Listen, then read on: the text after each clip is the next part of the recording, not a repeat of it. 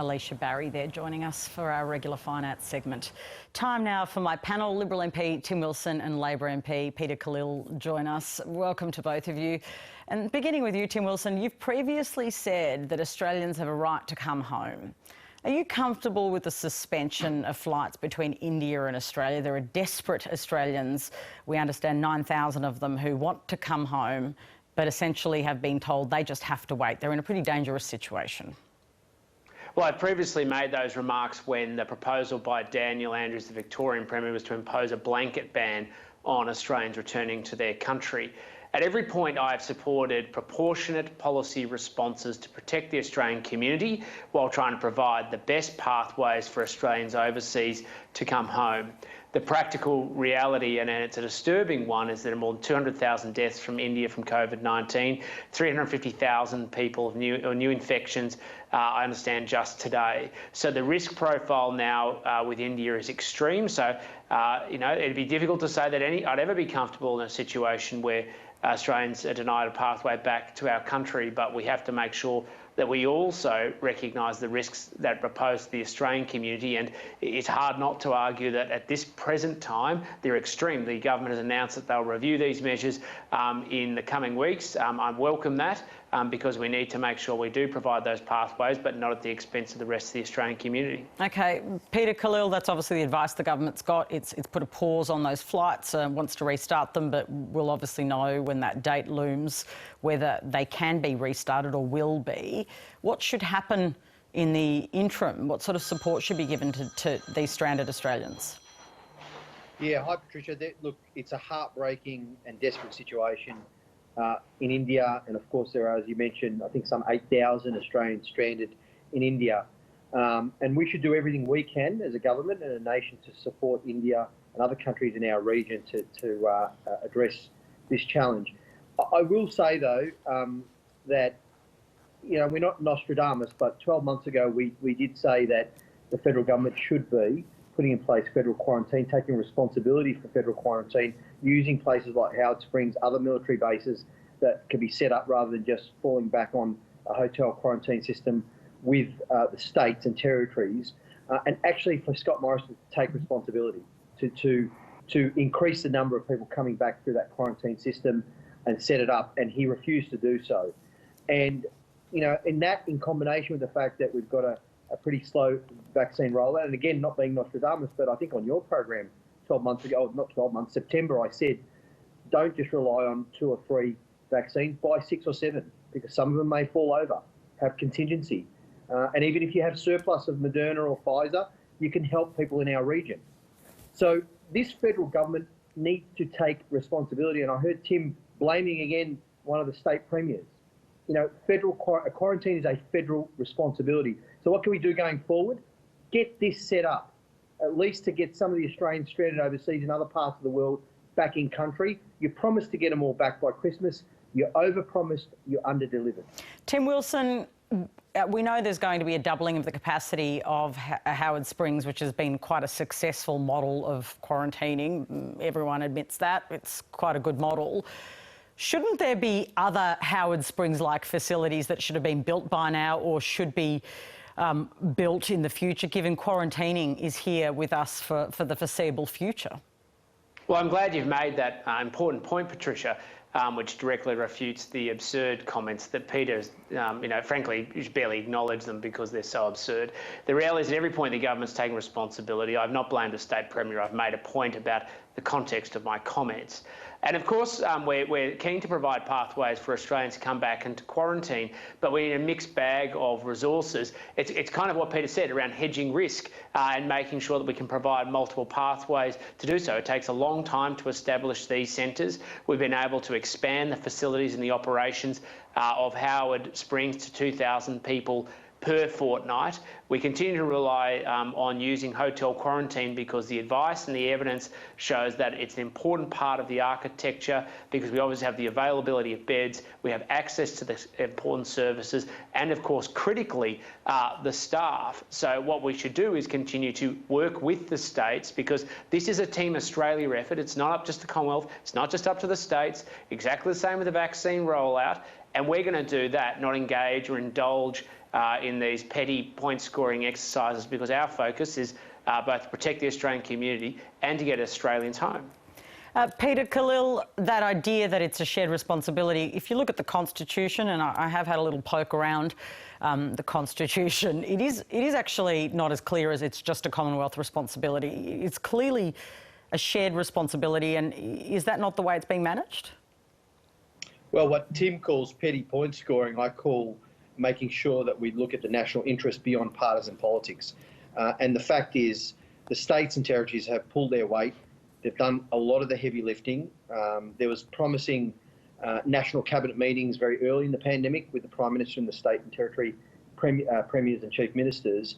But I think and it's part of our role in a democracy to hold the government to account. Yes, it's Team Australia, Tim, but it's also your responsibility as a federal government to do what you should be doing, taking your responsibility. And frankly, the Prime Minister, again, even on things like the vaccine rollout, with the states covering about a third of the vaccine rollout with supply issues, and then having the federal government try and blame the states for the slow rollout. I mean, seriously, take responsibility. There has been a pattern with this government to shift and mitigate risk, shift all responsibility to the states and territories, and then say, look, it's not our job. I don't hold the hose, mate. And if things go wrong, they can sort of say, look the other way or point at the state or territories. This is a Team Australia moment. I don't think the federal government is taking its responsibility as much as it should be seriously and putting the resources into it. OK, we're going to have to leave that conversation there. Hopefully we'll get Peter Khalil back up. I see that a little fake Peter Khalil is up on the screen. Don't worry, we'll get the real one back. And I'm going to move... saw the real one as well as the fake one at the same time. No, that was... It's not fake news. Yeah, it's not Patricia. fake at all. He's back. See, there he is. No, I was referring to something else. That was very cheeky to Tim Wilson, so your first warning, as they say in class. Let's go to China, OK, and talk about China. The Prime Minister says he is prepared to cancel the lease on the port of Darwin to that Chinese company if he gets advice that it should be done. Is that something that the government should be actively looking at, Tim Wilson, given obviously that has been a concern of many, that port of Darwin should not be subjected to a private lease by a Chinese company?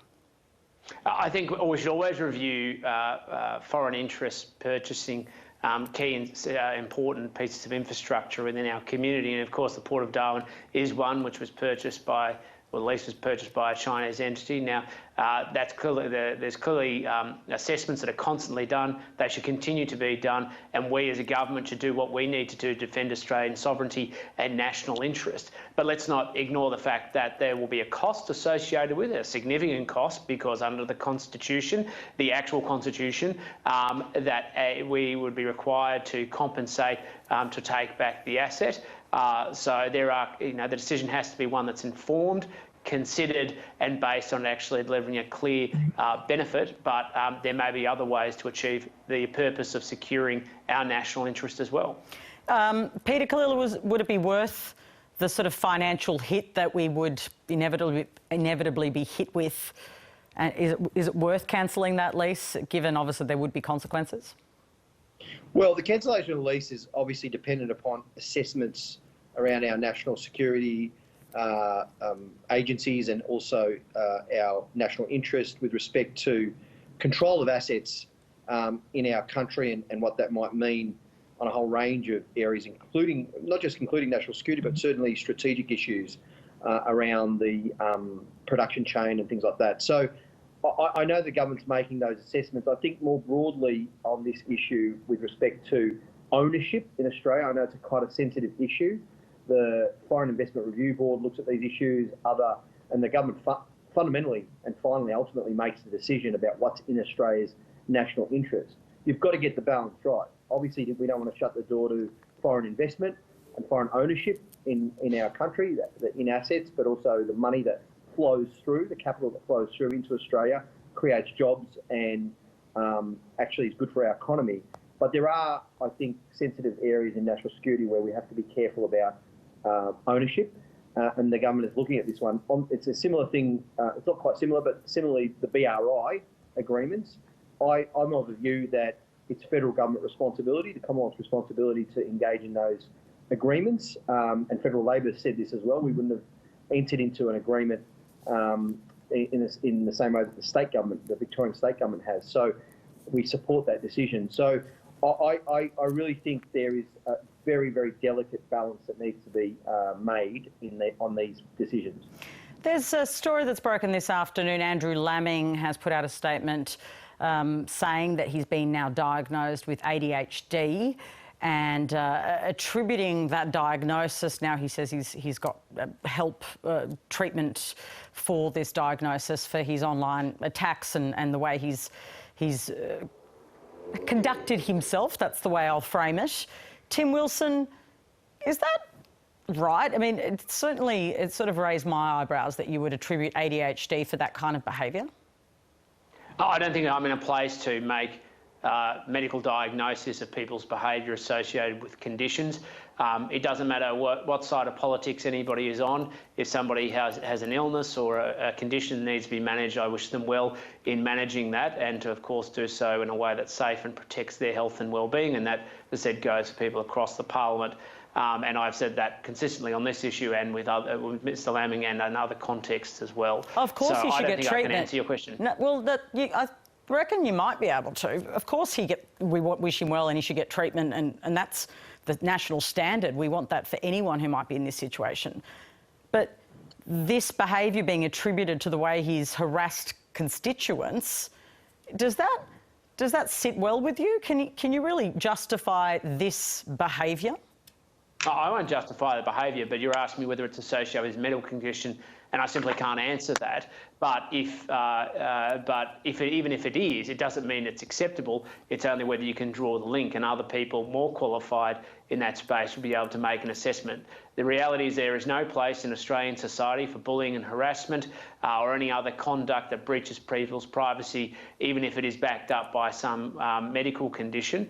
And that's why we would hope that he gets treatment and support. But I can't give you any assessment about whether ADHD is justified or has led to his conduct. OK, but on another issue then, are you comfortable with him sitting in your party room next week?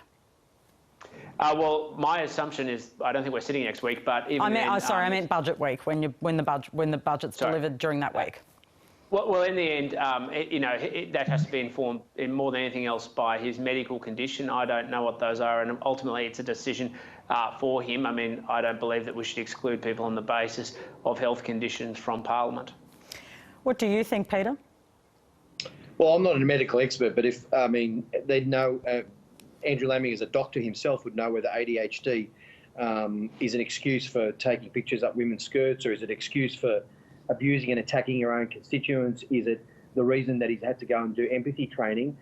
I think we have to be very careful about this. Of course, people have to get treatment for mental health issues and for other medical-related issues that may impact their work and their life. Absolutely, we want to care for people. But in the criminal law, there are defences around criminal actions if you can make a case that you've got insanity or plead insanity, or you've been affected in some way, so you're less negligent for the act, if you like, because you've got some illness. Where do we draw the line on that? And I don't know. The experts will tell me whether ADHD is a medical condition which the person loses all consciousness about what they're doing, right or wrong, moral issues and whatever. I don't know. But I don't think, from my basic knowledge, that ADHD is an excuse for that. OK, just finally, Tim Wilson, on your Home First Super Second campaign, what would it do to increase home ownership rates when the younger, poorer Australians who are increasingly being priced out of home ownership don't actually have much super in the first place? Well, actually, they do. The average superannuation balance of a 30 to 35-year-old is $38,000, which is $38,000 further ahead in purchasing their first home than the alternative of just relying on their savings. We've engaged in an economic form of social engineering where we prioritise superannuation ahead of home ownership. We need to reprioritise it because the reality is home ownership is the foundation which you can have security during your working life for you and your family, and also in retirement. And the biggest rise in poverty in retirement is coming from particularly women who have no home or don't own their home in retirement, because we're pushing superannuation as a priority ahead of home ownership. That's why it should be home first, super second. Okay, well, I know lots of people would contest that watching, but that's your view, Peter. I know you're giving a speech tonight on multinational tax avoidance. What changes do you want to see? Well, we need to tackle this, Patricia, because a third of big companies with turnovers over 250 million paid zero tax last year.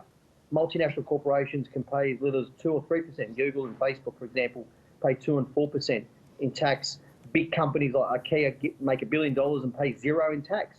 And that's because they're powerful enough to be able to toy with our tax system. It's so antiquated, they can actually shift their profits overseas, transfer price, do all sorts of minimisation, which is legal, but do it on a scale which is unimaginable for a small business owner. They can't shift their profits to Cayman Islands. Okay, they're paying their 27 or 30%, 30 cents in the dollar, whereas these others are paying zero. So there are many options that we can actually put in place to tackle this. A digital services tax, France has done it. They've raised revenue on it, and it pushes momentum for an international agreement. All right. Thank you to both of you for joining me this afternoon. It's been a pleasure to be joined by both of you. I will see you both again. Liberal MP Tim Wilson and Labor MP Peter Khalil joining me this afternoon.